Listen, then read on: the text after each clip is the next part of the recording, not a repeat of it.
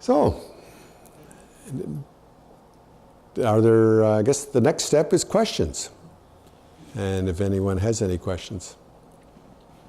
What is the settlement process? Do they, if they do it in quotation marks, legal fashion, those quotation marks, do they need permits to do that? Well, what happens, as I understand it, is that you're right. There are certain settlements, and Israel often says that these are settlements in the West Bank, Palestinian lands, that when Israel is increasing the number of people in them, expanding the population, they're basically saying it's infill. We're not expanding the settlements. That's what often we hear in the media, Israel's response.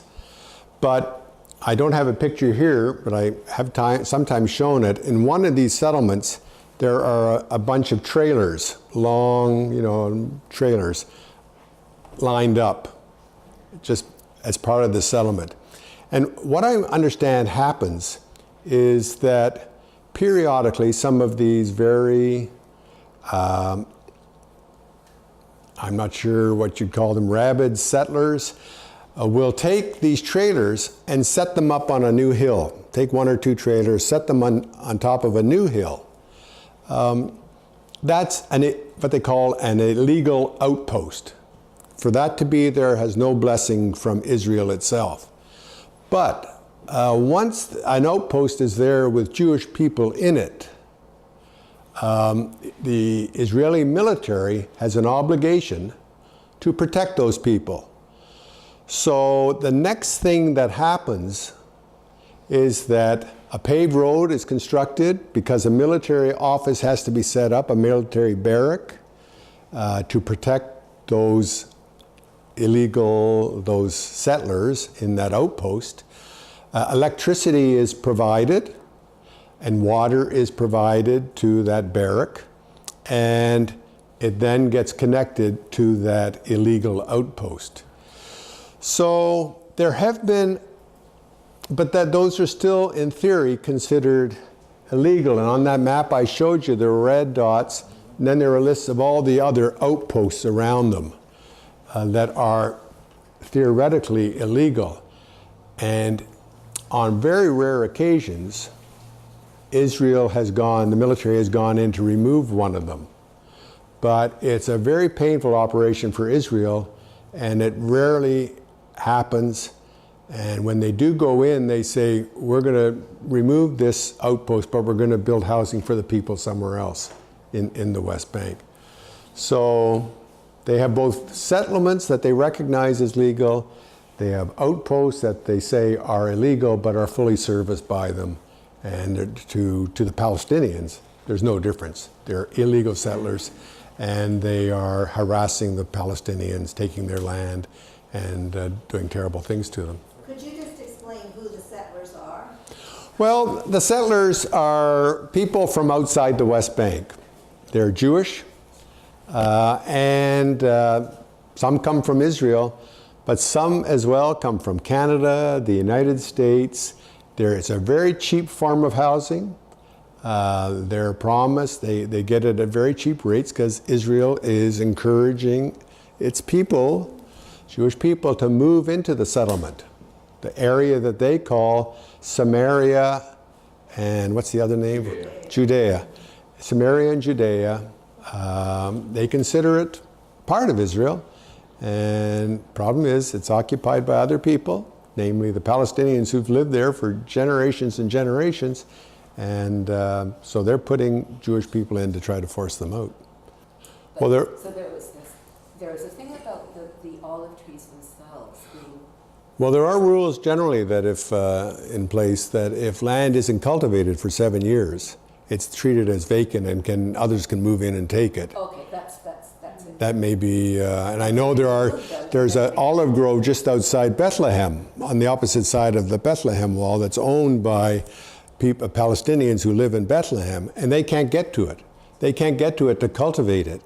And finally, in desperation, we met with the family that owned it on another previous visit, and they said, we're just going to give it to the church and let them fight with the Israeli authorities because we can't access that land. The United Church has decided on a campaign called an Unsettling Goods campaign. So we're targeting specifically products that are produced in the occupied territories because we know they're illegal. The United Nations agrees it's illegal, that you're not supposed to be in there, and if you have a factory in there, it's an illegal factory.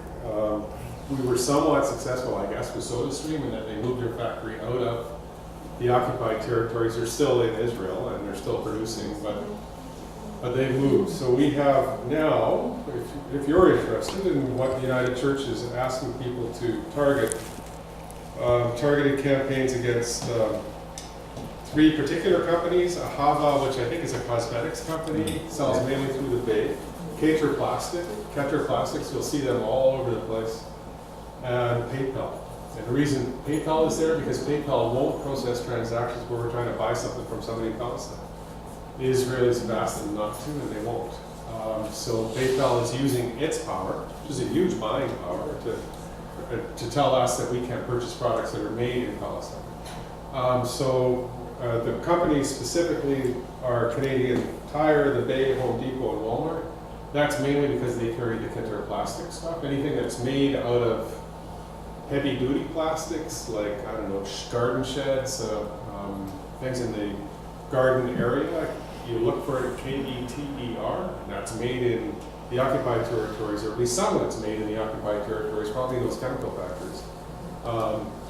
And so that's a way of, not just being silently saying I'm not going to purchase that, but to go to the big purchasers, the Canadian Tires, Home Depots, and Walmarts, and saying, really, we prefer that you didn't carry those products.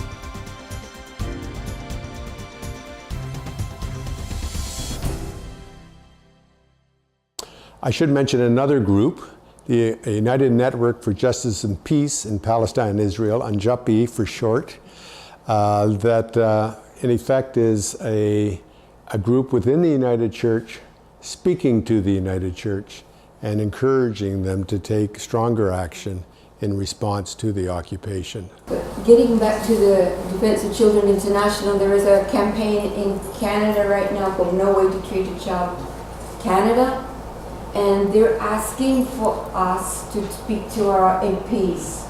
That's something that you can do, is because what's happening to the children is actually illegal. It is paramount to torture, and Canada has signed the rights of the child. And so has Israel. And so has Israel. So we need to hold our own politicians' feet to the fire to have them put pressure on Israel. And it's in a sense, it's the most heart-wrenching part of it, what's happening to children. And one thinks that they're trying to get at their parents through the children. We heard the stories in speaking to Brad, who's with No Way to Treat a Child and Defense of Children International Palestine, heard the stories of what happens when children, because they go into court and their approach generally is get the child out of there as quickly as possible. Because if they stay in, as Ahed appears to be headed for, if they stay in custody for a year or close to a year, when they're finally released, they're a year behind all their peer group, all their in school. What that leads to is they drop out of school and their lives are basically ruined at that point. And if even when Defense of Children International gets in with them quickly and gets them released quickly with a sentence, their family will have a fine as well, and then they'll be subject. The key thing that affects the children is they're subject then to a probation order as well. And if they ever get in trouble with the law, namely the military again, they're going to be right back into jail. So they're terrified by that. So they want to get out of their community as quickly as possible, many of them. Some will work really hard at school just to use that as the way out of Palestine. But others are just so terrified of being in their community any longer because the next night the soldier could again knock at the door and then they are in jail for up to a year, So they want to get as far away from their community as they possibly can. So it's very disruptive of families. It terrorizes families and terrorizes the kids. I think there are many people in places all over the world who become concerned about a situation, ongoing injustice, who begin to think more and understand better what's happening. But it often stops there. It's not unusual for me to talk with people and find that many people have a pretty good sense that there's a tremendous imbalance in power between Israel as a state and Palestinians under Israeli occupation. And they will sort of acknowledge that yes, this is wrong, and they don't agree with tremendous amounts of US support, and with Canada just basically repeatedly taking the side of Israel, and on and on. But what has to happen, and what I think does happen gradually over time, is more and more people start translating that into some kind of action or support for something. And what I'm reminded of is a few decades ago when, way back in the 70s, there were people who were opposed to apartheid in South Africa and were calling for an end to Canadian bank investments and financial partnerships with the South African government. The Canadian banks generally didn't even respond. They simply ignored these calls.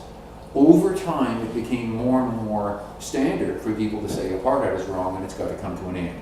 Whether or not we can look today at what's happened in South Africa and feel that it's entirely satisfactory and moving in the right direction, that's a whole other thing. But the thing is, over time, the Canadian banks just said, oh, right, it's too hot we don't need to be involved with that. And as more and more people start supporting initiatives to bring about justice and real change for Palestinians, some progress will occur. How fast it'll happen, what the shape of the things will be, it's impossible for any of us to say. But it can't just stop with us thinking, yes, this is wrong. And the other thing with South Africa is it happened very quickly when it finally did change. And that's what we hope for. There are at times it feels hopeless, but at other times we see glimmers of hopes of something maybe happening, and it'll come fast when it happens. I mean, it's just the world opinion will just get so strong, and at least that's my faith, if you will, that things will just get so difficult for Israel that they'll just come to their senses and back out one way or the other.